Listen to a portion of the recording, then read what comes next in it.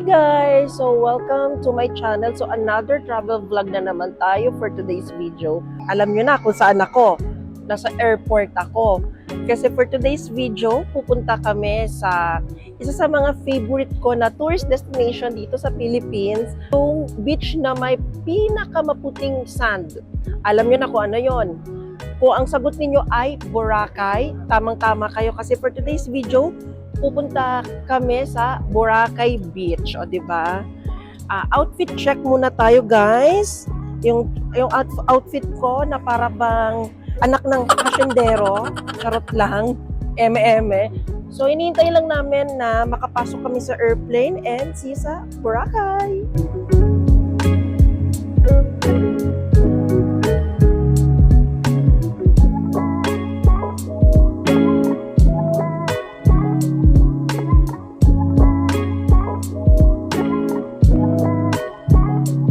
On our way sa hotel, by the way guys, yung accommodation na napili namin ay Azalea Hotel. Sobrang ganda ng location guys. Prime location. Prime location talaga. Yung atake namin dito guys, na para bang nag-FX lang kami sa Metro Manila na from Taft to SM Fairview. Ganun yung atake niya. Tapos, ano yon, pag nag-FX, manong bayad po sa Fairview. So, it's like 50 pesos ata yung pamasahe from Taft to Fairview. I'm not sure ha. Kasi matagal na ako di nakasakay. Is it expensive na? 65 na? Oh my gosh, nagmahal ah. Tagal na ako di nakasakay ng FX from Fairview. So, mga a year na rin guys. So, excited na kami sa aming Boracay trip.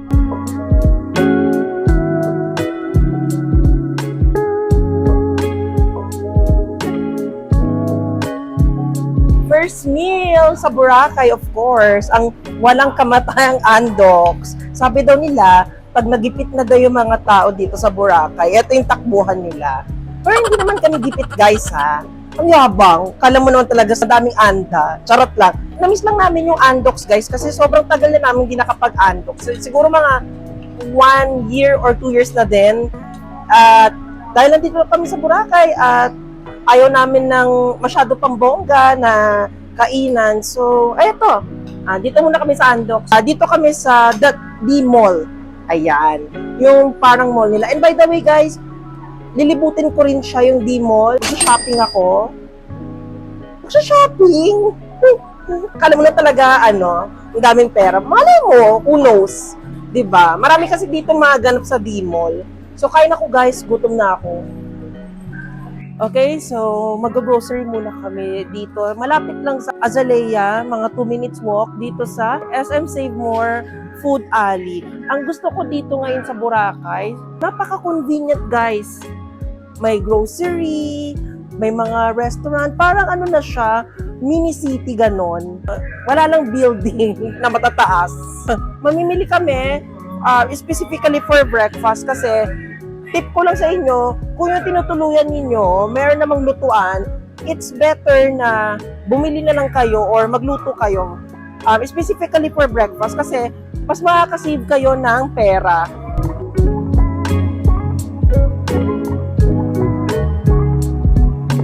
So, lunchtime, nandito kami sa LU Inasal.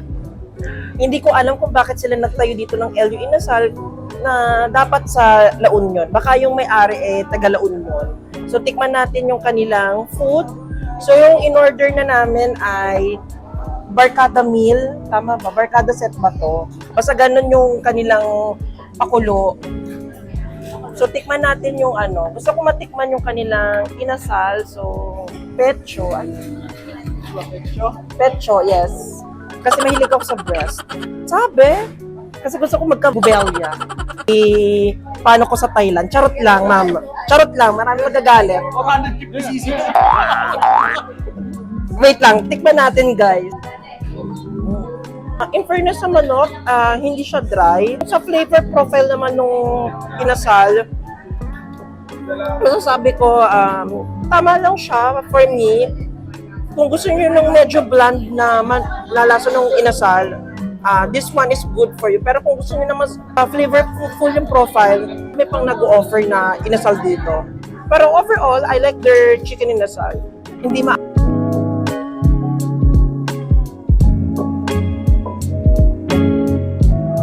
Guys, so, look, nandito kami sa Lugutan Mangrove Park, di ba? Ang ganda ng mga mangrove, guys.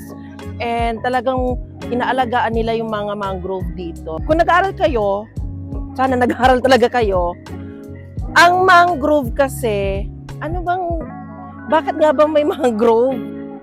Ano yan? Diyan naninirahan yung mga isda. Basta GMT nyo na lang, pero mahalaga talaga may mangrove sa ating ecosystem. Alam nyo na yan kung bakit mahalaga. Siyempre, dyan naninirahan yung mga fish, ganon. Diba? Oh. By the way, yung entrance dito ay free, guys. Pumunta lang kami dito, sakay nung tricycle. So, special trip na lang siya from hotel namin. Dalawa kami. 150 na yon, guys. Special trip na yon, guys.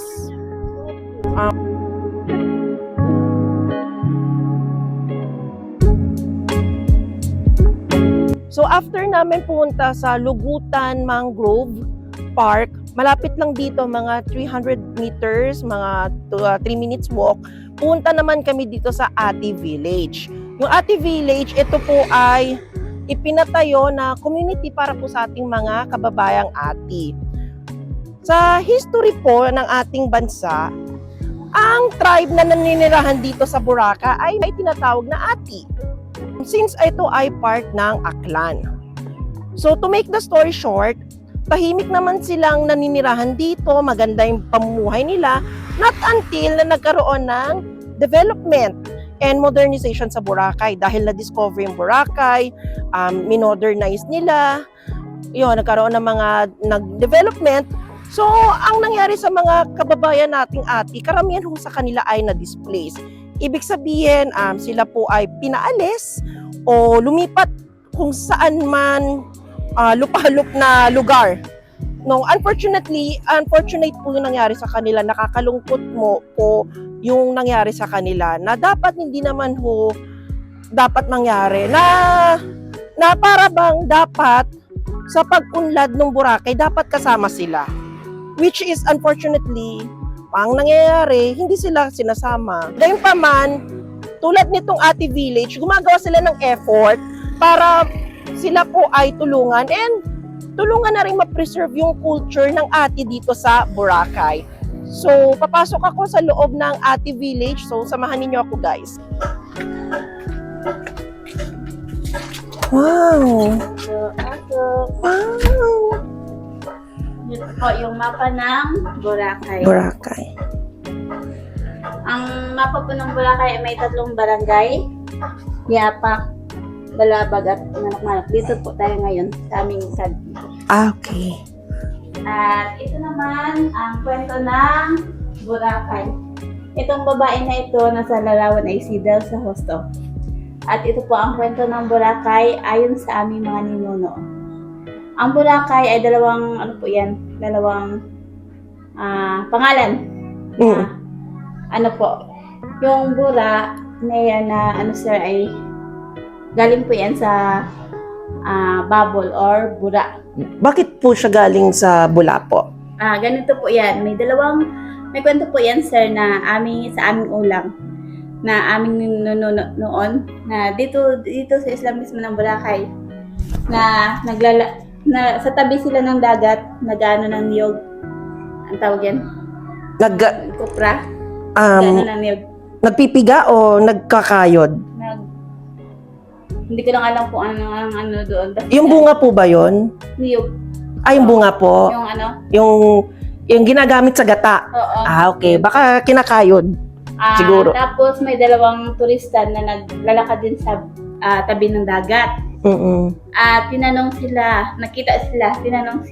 yung mga ate, yung ninuno namin noon na ano daw ang pangalan nitong isla.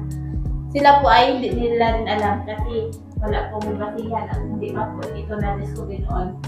Kaya pinagmasdan nila ang bula ng dagat. Tapos doon na po nakuha yung Bura. Yung buhangin po nakita nila na maputi, sinabi nilang bukhay. Bukhay. Ano po yung bukhay? Yung puting buko. Puting buhangin. So, ayun. Anong pala yung history nun? Ano yung pangalan? Pinagdugtong.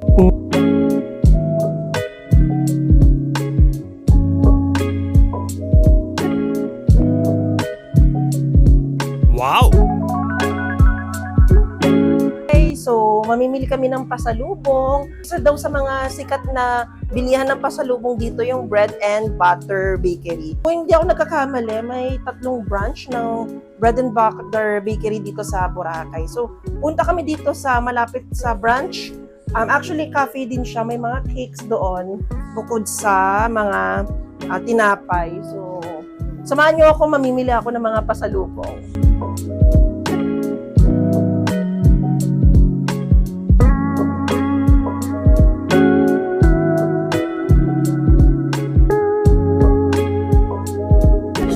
Hindi lang restaurant at white sand beach ang meron sa Boracay. Alam niyo ba na dito sa Boracay may nightlife and white na buhay ang nightlife. Dahil nandito kami sa Boracay and of course, hindi naman na kami mga minor de edad. So, minsan lang naman tayo mag-party-party. Kaya naman, pumunta kami dito sa bar. Yung pangalan ng bar na pinuntahan namin ay Wave. So, ito naman guys, magwawalwal kami. Walwalan to the max. Charot. Guys, inuman na. O, walwalan na. Inom na tayo. Yes.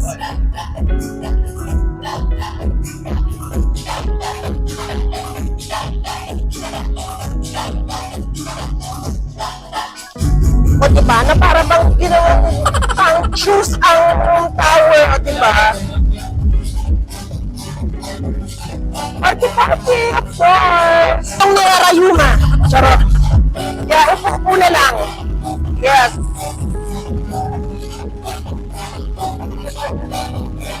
Diba? Hindi na makatayo.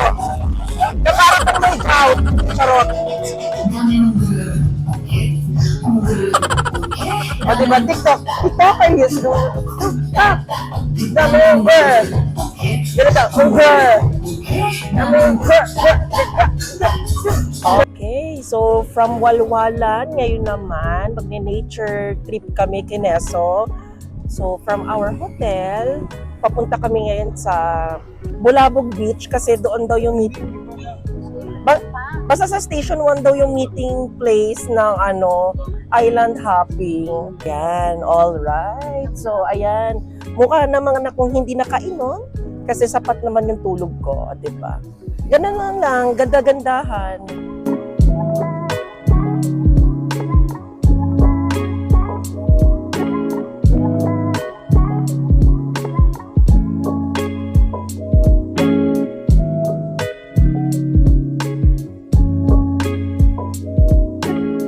After mag-snorkeling and island hopping, nandito kami sa kanilang kainan. Kita nyo naman yung kainan na para bang province style. Very nostalgic. Wala na ako nasabi. So, tikman natin. By the way, buffet ito. So, pwede kayong bumalik. Kasama siya sa binayaran ninyo. Kain tayo, guys.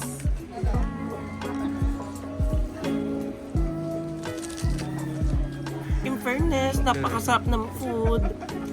Lasang lutong bahay. Sobra. Ang sarap, guys. Yung nafe-feel ko ngayon na para bang pinaglutuan ka ng tita mo sa probinsya. Ganun yung atake niya. I love it.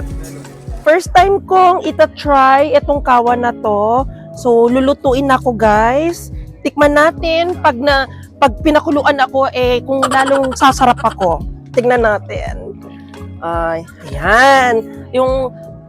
Maligam-gam pala siya.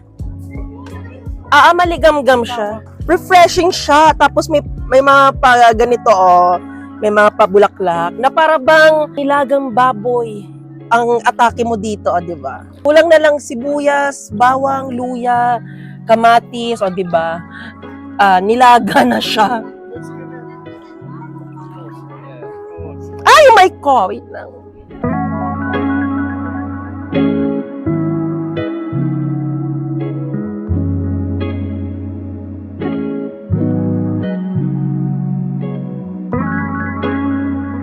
Yung dinner na namin. Nandito kami sa Henan Regency Buffet.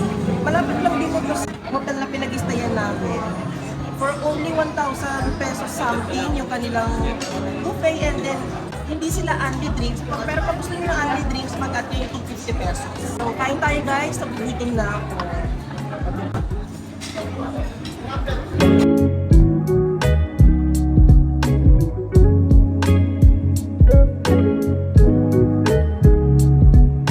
Morning! Pasyal-pasyal, lakad-lakad, rampa-rampa dito sa kahabaan ng Boracay. Lalang kasi walking is fun and good for your health. Ano daw? Kasi mamaya flight na namin guys. Medyo bitin nga yung tour namin sa Boracay. Pero definitely, babalik ako guys. Kasi, almost lahat na nandito na guys. And convenient dito sa Boracay. Kaya talagang babalik at babalik ako dito. Nandito ako sa kanilang mall na tinatawag na D-Mall. So, ito yung isa sa mga sikat na pasyalan dito sa Boracay. Maganda rin yung maglakad-lakad dito guys. Tapos, kapag madali kayo mabubudol talaga kayo kasi sobrang daming mabibilhan dito guys. So, hanap lang ako ng pwede kong mabili ng mga maliliit na souvenir siguro. Yung ibang shop sa D-Mall kasi sarado pa. So, lakad-lakad lang tayo dito sa kahabaan ng Boracay. Kasi yung shop na gusto ko guys, na bilhan ng postcard, sarado pa. So, hintayin lang natin. Kasi sabi sa Google Map, 8 AM daw sila magbubuka. So, 8 AM, babalik ako sa D-Mall. Then, tignan natin kung bukas na sila guys. Guys, tignan nyo yung nabili ko, sand art. Dito yan malapit sa Kusina, Boracay. Nakuha ko siya for only 150 pesos. Ang ganda guys, Di ba? Sand art kabog. Pero actually, ang price talaga nito 180. Binigay lang sa akin ni ate 150. Kasi sabi niya siguro kasi sa akin, ang ganda-ganda mo naman. Charot lang guys, binigay niya lang sa akin 150. Siguro buwan naman, kasi maaga pa. Kakalakad ko kasi hinihintay ko yung store na magbukas doon sa D-Mall. Nakarating na ako dito sa Station 1. Pupuntahan natin yung iconic na grotto. Dito na yun, malapit na ata. Doon na yun ata.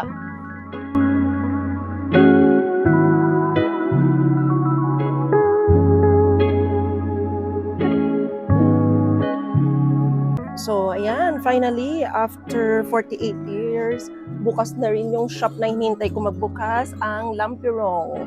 So, ito yung mga tinitinda nila guys, mga banig. Basically, famous sila sa kanilang kapis. Ayan, ito yung mga tinitinda nila. Ang bala kong bilhin sa kanila ay postcard, finally! Ayan, ang gaganda ng mga postcard. Bili ako, mga 3, 35 isa lang, Okay, so last meal for today's video dito sa Boracay. Bago kami bumalik ng Manila. So, dito kami sa Caninderia. So, for only 100 pesos, may ulam na and may kanin. Tingnan nyo naman yung serving guys, ha? Hindi to sponsored. Maraming siya for 100 pesos. Tikman natin tong in-order ko na pata kare-kare kung masarap. So, by the way, yung pata kare-kare nila, yung alamang ay nakahalo na guys. For its price and quality, sulit na siya guys. Yung food, okay naman siya. Nothing to expect very, very much. Pero yung lasa naman ng food ay okay sa akin. Marami na ako natikmang kare-kare. Kung ito yung pinakamasarap, of course hindi. Again, for lasa and its price, sulit na sa akin. Go na to. Lalo na kapag dipit ka, na dito sa Boracay, ito rin pwede mong takbuhan, bukod sa Andox. Guys, pabalik na kami sa Manila. Na-enjoy ko yung trip ko sa Boracay. Medyo nabitin pa ako sa pagstay ko, but definitely babalik ako guys.